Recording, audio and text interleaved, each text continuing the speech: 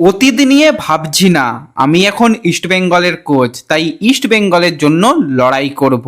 এমনটাই কিন্তু ডার্বির আগে বিস্ফোরক বার্তা দিল Antonio Lopez Habas.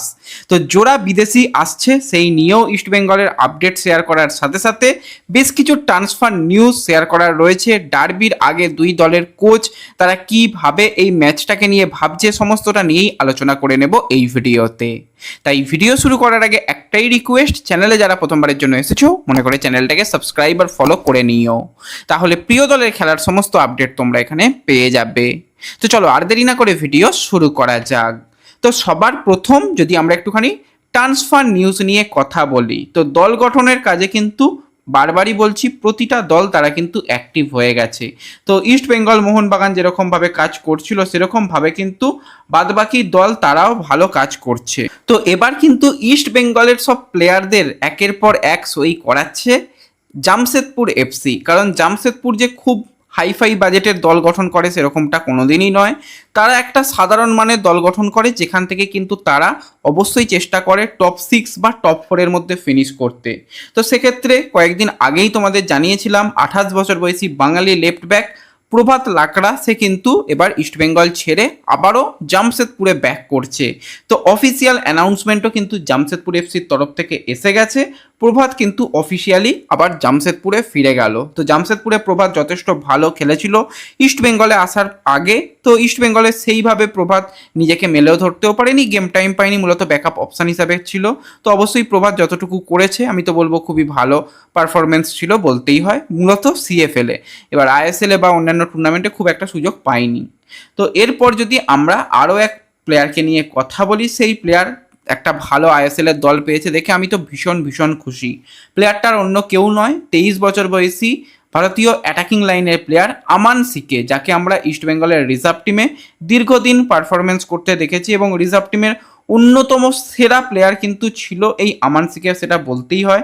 Reliance foundation development লিগে সে যথেষ্ট ভালো করেছে, সিএফএলে যথেষ্ট ভালো করেছে। যখনই সুযোগ পেয়েছে তখনই কিন্তু ভালো পারফরমেন্স এই আমানের কাছ থেকে আমরা দেখতে পেয়েছি। তো প্লেয়ারদের গেম টাইমের প্রয়োজন, তো সেই কারণে কিন্তু তাকে ছাড়া হয়েছিল গোকুলামে, কিন্তু গোকুলামে সেইভাবে সুযোগ পায়নি আমান। এবার কিন্তু আইএসএল এর দলে সে সরাসরি সুযোগ পেয়েছে, সেটা হচ্ছে জামশেদপুর তাকে সেই সুযোগ করে দিয়েছে। জামশেদপুরে অফিসিয়ালি আমান সিকে সাইন করেছে। যদি আমান নিজের খেলাটাকে একটু উন্নতি করে, তার যদি খেলাটাই লক্ষ্য হয়, তাহলে কিন্তু আমান অনেক দূর পর্যন্ত পৌঁছাতে পারবে।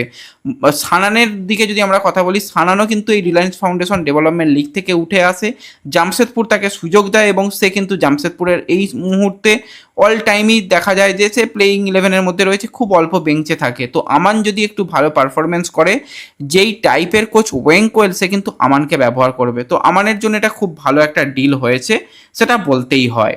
এছাড়া আরও একটা আপডেট তোমাদের সঙ্গে শেয়ার করে নিই, সেটা হচ্ছে ইস্ট বেঙ্গলের কিন্তু আরও এক প্লেয়ার এবার জামশেদপুরের পথে যেতে চলেছে, সেটা হচ্ছে ভারতীয় গোলকিপার দেবজিৎ মজুমদার।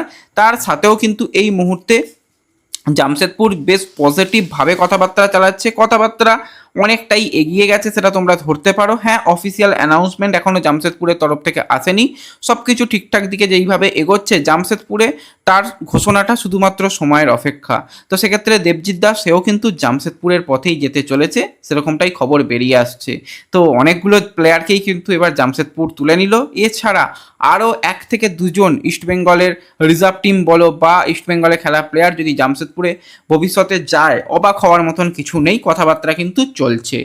তো এর সাথে সাথে যে আপডেটটা তোমাদের সঙ্গে শেয়ার করব সেটা হচ্ছে অবশ্যই ইস্টবেঙ্গলের চ্যাম্পিয়ন দলের ক্যাপ্টেন সাউল ক্রেসপোকে নিয়ে। তো ক্রেসপো পরের সিজনে ইস্টবেঙ্গলে থাকছে না, এটা তোমরা মোটামুটি সবাই জেনে গেছো, এটা অজানা কারো কিছু নয়। তো ক্রেসপোর তো জন্মদিনও ছিল গতকাল। তো ক্রেসপো 30 বছর বয়সে পড়েছে এবং অবশ্যই সে প্রথমে আমরা দেখেছিলাম ওড়িশা এফসি, পরবর্তীতে ইস্টবেঙ্গলে যা পারফরমেন্স করেছিল সত্যি খুব ভালো পারফরমেন্স করেছিল। ইনজুরি প্রোন একটু প্লেয়ার রয়েছে, কিন্তু যখন খেলে তো খুবই ভালো পারফরমেন্স কিন্তু তার কাছ থেকে দেখা যায়। তো সে থাকছে না এটুকু তোমাদের জানিয়েছিলাম। তাকে নেবার ব্যাপারে চেন্নাইন এফসি কথাবার্তা চালাচ্ছে, বা চেন্নাইন এফসি সঙ্গে অ্যাডভান্স লেভেলে কথাবার্তা চালার সাথে সাথেও আরও 2-1টা দল কিন্তু এই সল ক্রেসপোর দিকে নজর রেখেছে। এবার ক্রেসপোকে নিয়ে বাজারে এরকমও হয়ে গেছে যে হ্যাঁ, ক্রেসপো অফিসিয়াল ঘোষণা আসছে। ব্যাপারটা খুব কিন্তু ফানি লাগলো। চেন্নাইন এফসি কিন্তু একটা অ্যানাউন্সমেন্ট করার আগে তারা যেরকম ইঙ্গিত দেয়, প্রত্যেকটা দলই কম বেশি করে, তারা সেখানে ইঙ্গিত দেয় যে কেউ কল করছে। তো সল ক্রেসপো বা সাউল ক্রেসপো সেলিব্রেশন, গোল করার পর যে সেলিব্রেশনটা করে যে বেটার কল ফর সল, তো সেই রকম একটা সেলিব্রেশনের জন্যই সবাই ভেবে নিয়েছিল যে ক্রেসপোর হয়তো ঘোষণা আসছে, কিন্তু তারপর দেখা যায় যে সবাইকে বোকা বানিয়ে নামগিয়াল ভুটিয়া, যে আপডেটও শেয়ার করেছিলাম, তার ঘোষণা করেছে চেন্নাইন এফসি। হ্যাঁ, চেন্নাইয়ের সঙ্গে কিন্তু সল ক্রেসপোর কথাবার্তা চলছে, এটুকু একদম পজিটিভ কথাবার্তাই চলছে, কিন্তু আরও দুটি দল কিন্তু এই ক্রেসপোর দিকে নজর রেখেছে। তো এরপর যদি আমরা আরও এক বিদেশি প্লেয়ারকে নিয়ে কথা বলি, সেটা হচ্ছে 36 বছর বয়সী স্প্যানিশ সেন্টার ব্যাক পজিশনের প্লেয়ার কার্লোস ডেলগাডো। তো ডেলগাডোর যদি আমরা কথা বলি, ডেলগাডো কিন্তু ওড়িশা এফসিতে দীর্ঘদিন ধরে পারফরমেন্স করে আসছে। আইএসএলে তার টোটাল 88টা ম্যাচ খেলার অভিজ্ঞতা রয়ে গেছে। ক্লাব কেরিয়ারে কিন্তু প্রায় 400-র কাছাকাছি ম্যাচ খেলে নিয়েছে এই কার্লোস ডেলগাডো। ওড়িশার সঙ্গে তার কন্ট্রাক্ট শেষ হয়ে গেছে। শোনা যাচ্ছে নাকি এই কার্লোস ডেলগাডোকে নেবার ব্যাপারে মুম্বাই সিটি এফসি তারা কথাবার্তা চালাচ্ছে। তো কার্লোস ডেলগাডো 36 বছর বয়সে একজন ডিফেন্ডারকে মুম্বাই নেবে, নিতেই পারে, কোনো অসুবিধা নেই, তাদেরও বাজেট অনেকটাই কম, কিন্তু আরেকটু বেটার কোনো মানালো যদি প্লেয়ারকে নিয়ে আসতো সেটা ভালো হতো। কথাবার্তা চলছে, হ্যাঁ, এখনই ডিল ডান বা এটসেট্রা সেরকম কিছু হয়নি, জাস্ট কথাবার্তা চলছে, সেটা বলতেই হয়।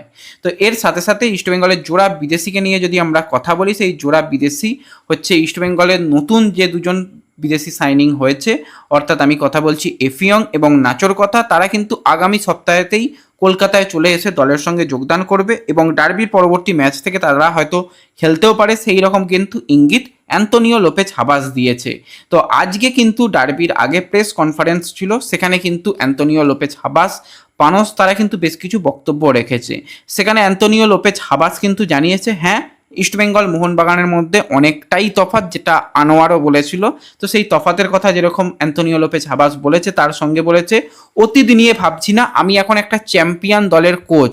আগে আমি যখন মোহনবাগানে ছিলাম, মোহনবাগানকে চ্যাম্পিয়ন করেছিলাম, তখনের কথা আর এখন ইস্টবেঙ্গল চ্যাম্পিয়ন, দুটো কিন্তু অনেকটাই তফাৎ। ইস্টবেঙ্গলে আমি এখন কোচ, মোহনবাগানকে আমি সম্মান করি, কিন্তু আমি ইস্টবেঙ্গলের কোচ, তাই ইস্টবেঙ্গলের জন্যই লড়াই করব, সেটা কিন্তু অ্যান্তোনিও লোপেজ হাবাস জানিয়েছে।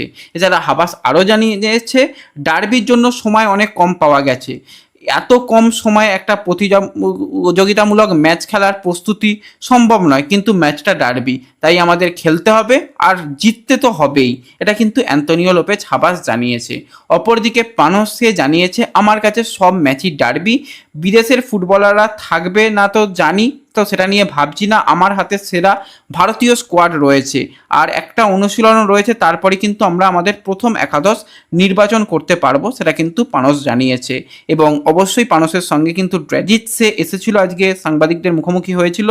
ড্র্যাজিট যেটা জানিয়েছে, ডার্বিতে আমি আমার নিজের সেরাটা দেওয়ার জন্য তৈরি, দলের সঙ্গে যোগ দিয়ে 100% অনুশীলন করেছি, এরপর বাকিটা কোচের সিদ্ধান্ত। এই মুহূর্তে সবথেকে ভালো লাগছে দীর্ঘদিন পরে মাঠে নেমে খেলবো এবং আমার কোনো চোট নেই, আমার শারীরিক কোনো সমস্যা নেই, আমি কিন্তু খেলার জন্য কিন্তু প্রস্তুত রয়েছি, এটা কিন্তু ড্র্যাজিট জানিয়েছে।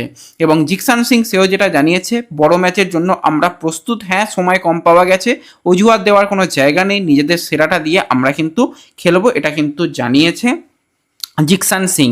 তো বোঝাই যাচ্ছে ডার্বি আর মাত্র কয়েকটা ঘন্টা বাকি, তারপরে ডার্বি হবে। তো কারা কারা ডার্বি দেখতে যাচ্ছ কমেন্টে জানিও, ভিডিও ভালো লাগলে লাইক শেয়ার করে দিও, চ্যানেলে প্রথমবারের জন্য এলে সাবস্ক্রাইবার ফলো করে নিও। দেখা হবে পরবর্তী ভিডিওতে, ধন্যবাদ।